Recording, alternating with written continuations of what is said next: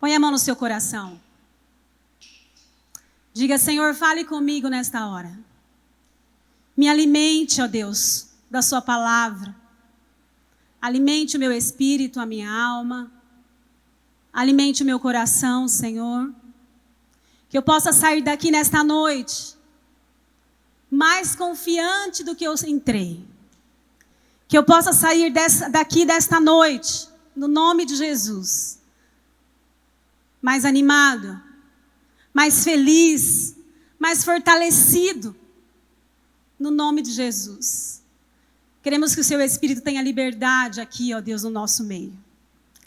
Fala conosco, ó Deus, e é por isso que nós estamos aqui. É por isso que nós cantamos. É por isso que nós paramos tudo, ó Deus, porque nós queremos te ouvir. Queremos, ó Deus, as suas ordens para a semana. Queremos a sua orientação para o nosso caminhar nesta semana. Fale conosco, Senhor, no nome de Jesus. Amém. Amém? Os irmãos sabem que todo mundo tem passado por aflições. O tema da minha mensagem é crescendo na terra da aflição. Nós temos passado por dias difíceis. Temos ou não temos? Temos. Mas todos nós somos vulneráveis. Você sabia disso? Todos nós somos. Todos. Cada um à sua maneira. Cada um reage de uma maneira. Cada um tem as suas fragilidades, os seus dilemas.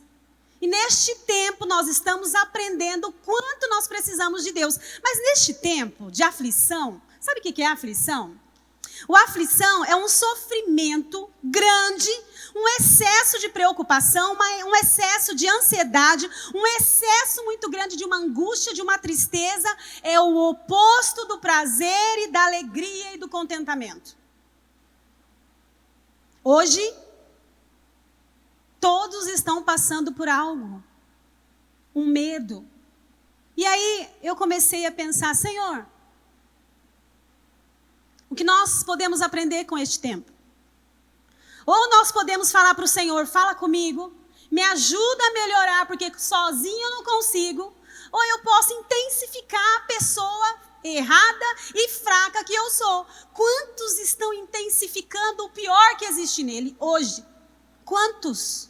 No meio dessa aflição, no meio dessa pandemia, no meio desse surto que nós estamos vivenciando, não só no Brasil, mas no mundo, estamos vendo pessoas vendendo vacina. Ah, a pessoa se tornou? Não, só intensificou quem ela era. Quantos, infelizmente?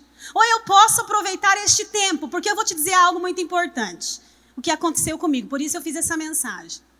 Eu já tinha pego Covid, meus pais já tinham pego Covid, vocês sabem disso tudo. Meu marido pegou Covid esse ano. E não passou muito tempo, nós começamos a passar mal, a Vitória e eu. Falei, não, de novo não, Senhor. De novo não. E eu comecei a orar e me deu uma aflição. Quando eu fui para o médico, ele me disse algo, você tem que fazer o exame do Covid novamente. Falei, não vou fazer. Eu não estou gripada, não estou com sintomas, mas você tem que fazer um protocolo. Quando eu cheguei na minha casa, que eu tive que ficar isolada novamente, eu entrei num processo de aflição. Falei, não, Deus, isso não. Já tinha passado, já tinha visto, já tinha assistido. E aí eu me lembrei, naquele momento, do povo de Israel. O Senhor me trouxe à memória um versículo que está lá em Êxodo 1:12a, que diz assim, Êxodo 1:12a, que diz assim, quanto mais o afligiam, tanto mais eles cresciam.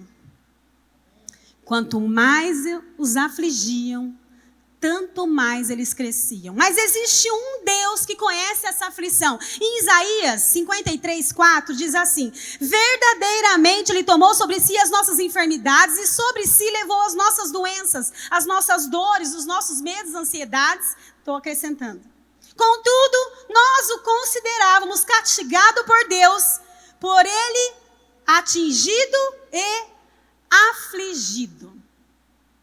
Essa aflição passou por ele. E aí ele deixou um recado para nós. Está lá em João 16:33. Se você quiser abrir, está escrito assim. João 16:33.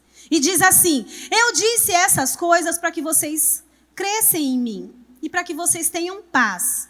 E aí ele disse uma frase, aquele complemento que Isaías disse tanto tempo antes da chegada dele. Neste mundo vocês terão aflições. Mas ele disse assim, ó, contudo, tenham um bom ânimo. Eu venci tudo isso aí. Eu venci tudo. No mundo vocês terão aflições. Mas por que nós temos aflições?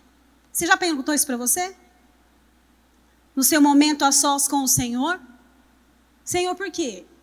Quando a gente lê a história de Gideão, que eles clamam ao Senhor, eu acho tão bonito, que Gideão, Deus fala, estou com você, varão valoroso, homem guerreiro, né? E aí Gideão, aquela frase dele se parece tanto com a gente, que ele diz assim, Senhor, se o Senhor é conosco, por que nós estamos sendo afligidos? Por que nós estamos passando por tudo isso, Senhor? Cadê aquele Deus que os nossos pais dizem? Cadê? Um medo eles estavam vivendo. E aí o Senhor já vem com a misericórdia que só Ele sabe ter. Já chega falando quem ele é e o que Ele fez. Eu sou o Deus dos seus pais. Tirei vocês da terra dos seus opressores. Dei a terra deles para vocês. E aí Deus se apresenta para Gideão. E aí você pensa, puxa vida. Gideão, quando fala com Deus, ele não fala que era o Deus dele, mas o Deus, cadê as histórias dos nossos antepassados, Senhor?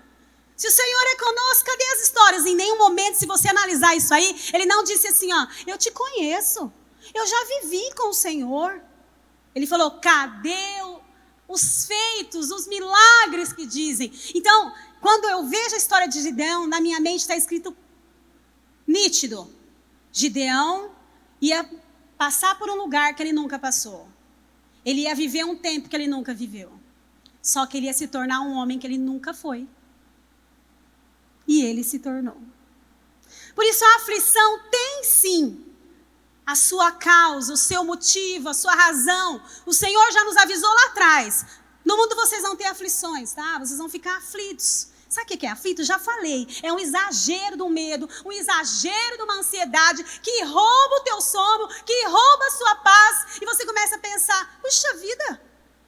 Até depois o Márcio vai cantar uma música que diz assim, me perdoa se no seu silêncio eu achei que o Senhor não estivesse aqui. Mas o Senhor está. Em todo momento de aflição, Ele está. Conversei com a irmã Silvia. O Senhor está com você, irmã, eu sei. É muito bom neste momento a pessoa ter a certeza de que o Senhor está com ela. Mas algo me deixou muito triste. Eu sei que você tem a sua particularidade aí com o Senhor. Cada um tem a sua maneira de buscar o Senhor. Cada um tem o seu encontro com Deus, eu sei disso. Cada um tem a sua maneira de se comunicar na oração, na música, na pregação. Mas a minha maneira, que eu gosto muito, é de sonhar com as coisas do Senhor.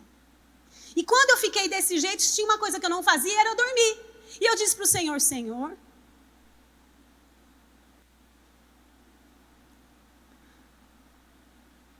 o Senhor sabe o quanto eu me comunicar com o Senhor é importante. Por isso me ajuda a dormir. Não porque eu quero descansar, mas porque eu quero falar com o Senhor. E eu sonhei com essa mensagem.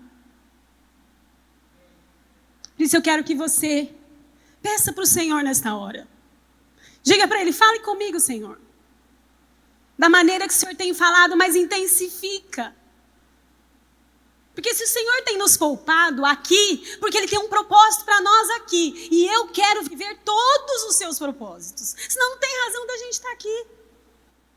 E aí o Senhor me deu esse texto de Êxodo 1:12, eu sonhei com ele, que diz, quanto mais os afligiam, tanto mais eles cresciam. Quero te dizer algo muito importante neste tempo. Se você não tem uma palavra de bênção para passar para alguém, não fale nada. Não seja mais um peso para alguém. Não fale. Agora, se você tem uma palavra de bênção, liga para a pessoa. Deixa o Senhor usar a tua vida. Deixa o Senhor tratar você como a igreja que Ele quer que você seja. Uma igreja remida, transformada. Deixe que este tempo de aflição desenvolva em você aquilo que o Senhor sonhou para você. E olha o que aconteceu. E olha em Êxodo 3:9 diz assim: e agora eis que o clamor, que é a oração dos filhos de Israel, é vindo até mim. É o Senhor que está dizendo. E também tenho visto a opressão com que os egípcios os oprimem. O Senhor tem escutado todas as nossas orações. Seja a boca de Deus. Deixa o Senhor te usar. Este é o tempo da igreja crescer. Este é o tempo do Senhor cumprir o propósito que Ele tem na sua vida. Mas sabe por que Faraó afligia o povo de Deus? Quero te dizer. Existe um segredo que você vai se identificar. Sabe por que o Faraó afligia tanto o povo de Deus? Porque o crescimento daquele povo incomodava Faraó. E o seu crescimento tem incomodado as pessoas. Quem ela pensa que ela é? Só que o Faraó não sabia quem foi José. O Faraó não sabia quem eram Abraão, quem era Isaac, quem era Jacó. Faraó não sabia. Faraó não sabia da promessa que Deus tinha para Abraão. Abraão morreu, mas a promessa continuou. E sabe o que aconteceu? Lembra que Deus disse para Abraão: Abraão, vem cá. Está vendo essas estrelas aqui? Está vendo essas areias que não pode se contar? Essa será a sua descendência. Deus já tinha declarado um plano para aquele povo. Assim como Deus já tem declarado um plano para a sua vida. As pessoas não sabem a palavra que Deus liberou para você. Então elas olham para o seu crescimento, para a tua vida, para o seu crescimento financeiro, espiritual, intelecto, para o seu crescimento. Quem ela pensa que ela é? Mas elas não sabem a palavra que Deus já decretou para a sua vida. E isso incomodou Faraó, e isso tem incomodado as pessoas lá no mundo. Falaram para mim um dia: nossa, você começou a pregar do nada, hein? Falei: não. Eu não te via pregar. Falei: não. Eu prego em todos os chás de bebês da igreja. Em todos os chás de cozinha da igreja. Em todos os chás de mulheres da igreja. Eu estava treinando. Você está me vendo pregar aqui agora. Aí já vem treinando, ó. As pessoas não sabem o propósito. Não sabem a palavra que Deus já liberou para você, igreja. Para você, individual. Existe uma promessa para você, individual. Pensa aí. E esse crescimento no meio da aflição tem incomodado alguns. Deixa aí. Quanto mais a aflição chega, você diz assim para o Senhor: Senhor, é para o meu crescimento. Faraó nem me conhece. Ele não estava nem lá quando o Senhor me prometeu. Ele nem me conhece. As pessoas muitas vezes vê você crescendo, não sabe um terço da sua história. Não sabe o quanto você já renunciou para Deus. Só está vendo você nos holofotes. Mas e o quanto você já abriu mão da renúncia da sua vida para Deus te usar? E hoje, se você está crescendo, é porque em todo momento você deixou o Senhor te usar. Amém? A aflição nos torna mais dependentes de Deus. É importante lembrarmos que a aflição não existe para te derrubar. Muito pelo contrário. Te deixa dependente do Senhor. Existiu uma mulher que disse para Deus assim: Senhor, se o Senhor se atentar para a aflição da sua serva, esta é Ana.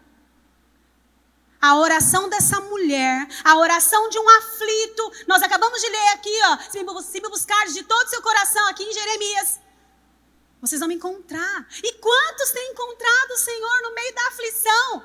E Ana encontrou o Senhor no meio de uma aflição. E o povo de Israel nunca mais foi o mesmo depois dessa oração, porque chegou Samuel. E olha que oração. Se o Senhor se atentar para a minha aflição e me deres um filho, Ele está pensando nela, claro. Ela está pensando nela. Depois que ela pensa em Deus, eu vou fazer um voto. Se o Senhor me der, eu te dou. Quantas vezes você já fez um voto no meio de uma aflição? Funcionou aqui. É errado eu não fazer? Não. É errado eu fazer? Não também. Quando eu me casei com o pastor Márcio, o pastor disse que ele tinha que fazer algumas coisas comigo, né? Você deve honrar a sua esposa na alegria, na tristeza, na doença. Não foi exatamente nessa ordem, desse jeito, mas foi isso que ele quis dizer. Aí, se o Márcio levar, o pastor pediu para ele levar café na cama para mim? Não. Mas se ele levar, tá errado? Não, gente. É errado eu fazer um voto? Não, gente. No meio da aflição está valendo. A Bíblia aqui está dizendo, está valendo. É você e Deus. É você e a sua particularidade com o Senhor. E Ana fez essa oração, a primeira oração dela, aflita. Humanamente falando, isso não aconteceria. Um homem vir, e quem veio, hein? Um profeta, um sacerdote, juiz. Encaminhou o povo de Israel. Mas a segunda oração de Ana eu preciso ler. A segunda oração de Ana já trouxe essa mulher assim com o Senhor. E na oração dela, ela fala sobre algo que a nação não imaginava, não sonhava que iria acontecer.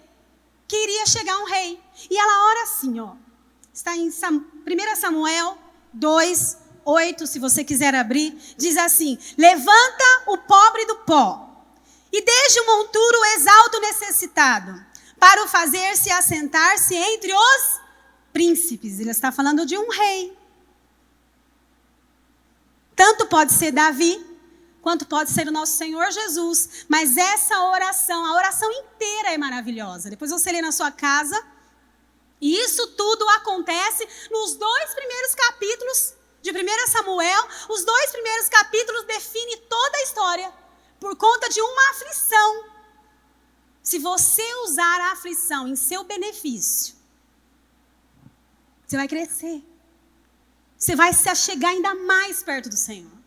E a oração dela continua dizendo: para o fazer-se herdar o trono de glória. Porque do Senhor são os alicerces da terra, e assentou sobre eles o mundo. Olha, depois você lê essa oração, ela não pede nada para o Senhor na segunda oração. E ela começa a orar coisas que o Espírito Santo de Deus ajuda nessa oração. Se tornou tão íntima do Senhor. Ela começa a ter falado dos filhos que ela ia ter. É interessantíssima. Olha o que a aflição fez com essa mulher. Olha o que uma aflição fez com uma nação. Talvez a sua oração pode mudar uma nação no meio da aflição. A aflição conserta o que está errado. Em Salmo 119, 67 diz assim: antes de ser afligido, eu andava errado.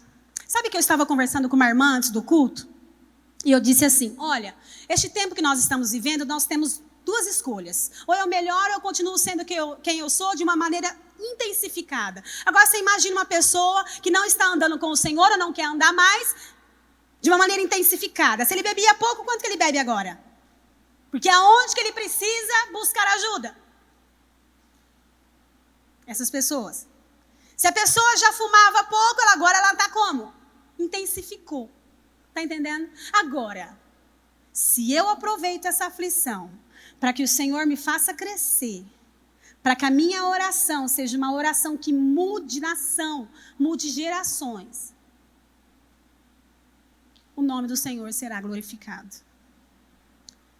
Davi disse que ele precisava passar por aquela aflição para se achegar a Deus. A aflição levou da vaidade para a seriedade, do erro para a verdade e do orgulho para a modéstia. Sabe que estava conversando com o irmão Robson na sexta-feira e nós chegamos a uma conclusão. O que é a vida se não um legado? Por isso que eu disse, não coloque peso na vida das pessoas hoje, porque hoje essas pessoas já estão vulneráveis, você não precisa ser lembrado, nossa, eu estava passando por situação, fulano chegou e disse isso. Além de não me ajudar em nada, pôs dúvida no que eu já sabia. Não me acrescentou em nada, me deixou mais uma noite sem dormir. Não seja essa pessoa, viu? Seja uma pessoa que vai ligar para outra pessoa e vai dizer, o Senhor é com você.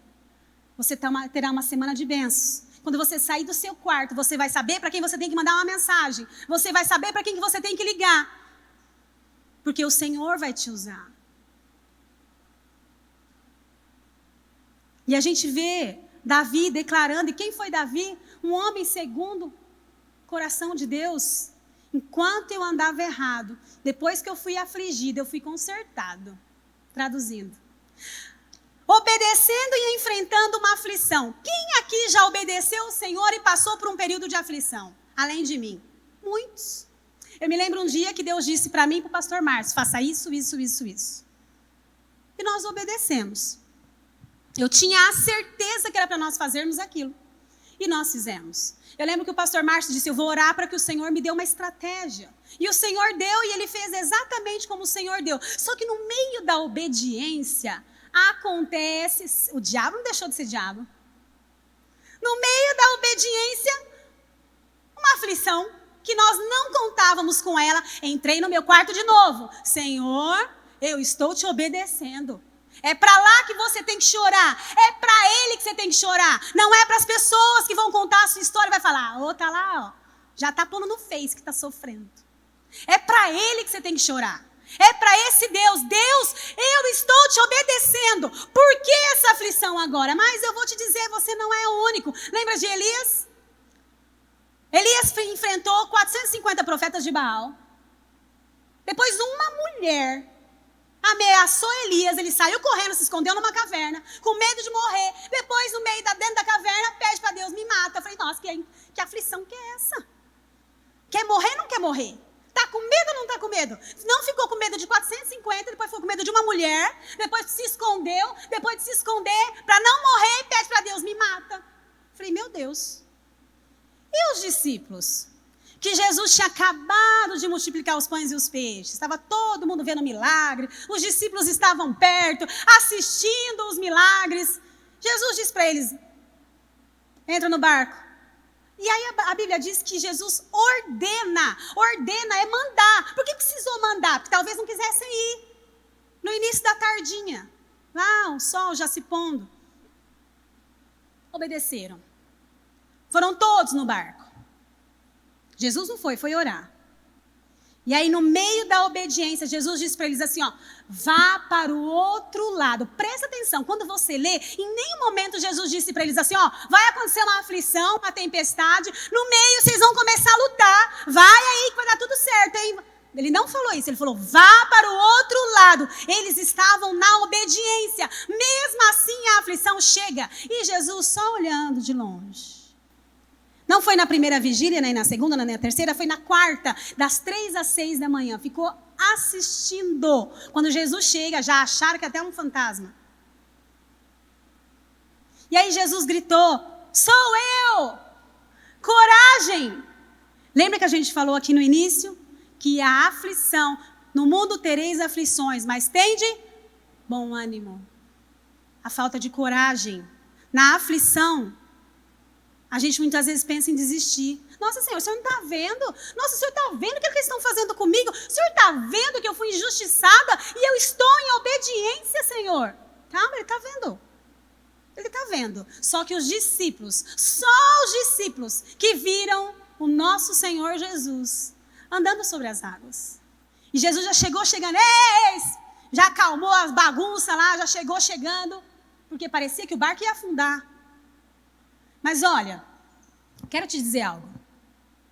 Uma coisa é você passar por uma aflição no meio da desobediência. Quando a gente começa o nosso texto aqui, a gente sabe que o povo de Israel se esqueceu do Senhor, lá no Egito. Mas a Bíblia diz aqui, em Êxodo 3:9, que o próprio Deus diz, eis que o Senhor...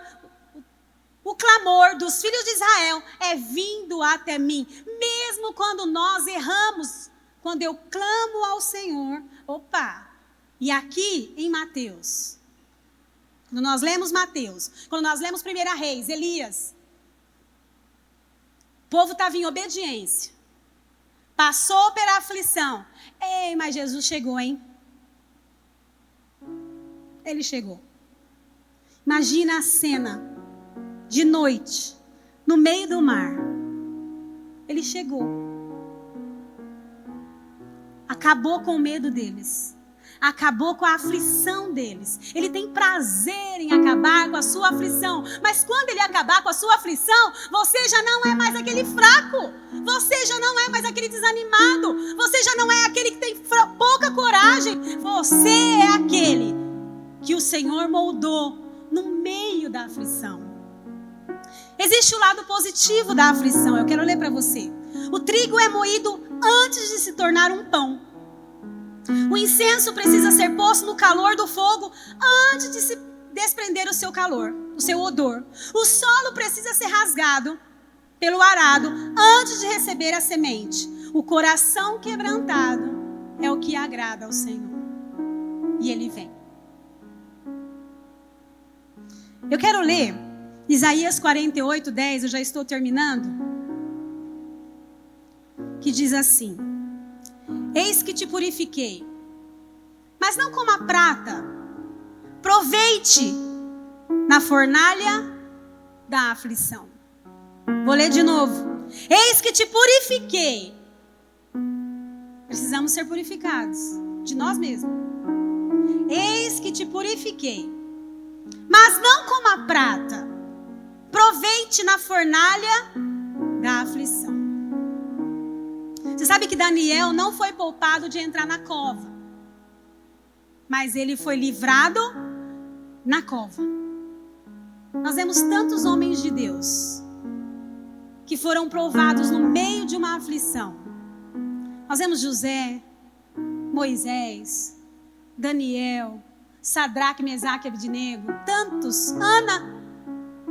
E quem essas pessoas se tornaram? Nós lembramos dela. Olha, gente, nós lembramos dessas pessoas com louvor. Quem são essas pessoas? Nós lembramos dos discípulos e ficamos maravilhados. Deus, eu quero ser um deles.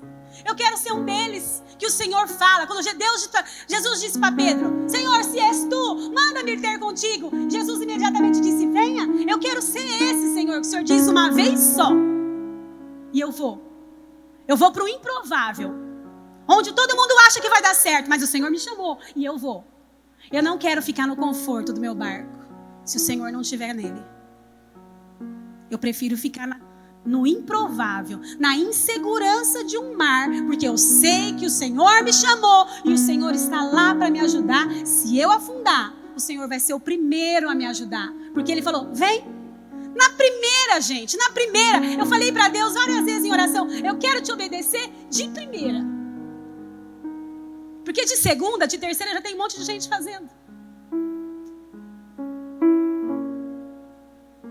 Nós queremos ser uma igreja de primeira, onde o Senhor diz uma vez só. E a gente já larga tudo, porque nós somos apaixonados por Ele.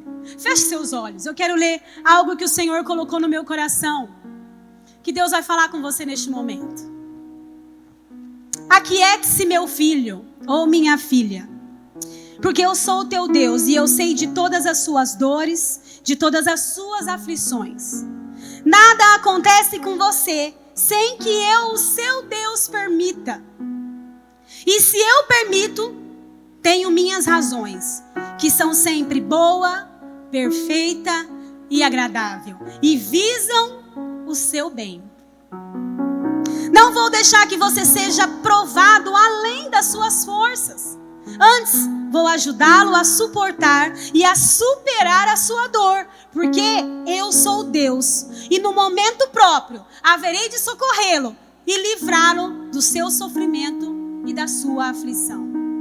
Saiba que eu sou o seu pai, e não vou deixar você, meu filho ou minha filha, passar por uma aflição sem ajudá-lo. Eu amo você e meu amor jamais se acaba. Aquiete-se e saiba que eu sou o seu Deus e não mudo. E é através de você, o meu povo, a minha igreja, que eu vou manifestar ao mundo a minha graça e a minha glória. Põe a mão no seu coração, diga: Senhor, eu sou o seu povo. Eu sou a sua igreja. Manifeste ao mundo a sua graça, a sua glória, através da minha vida. No nome de Jesus.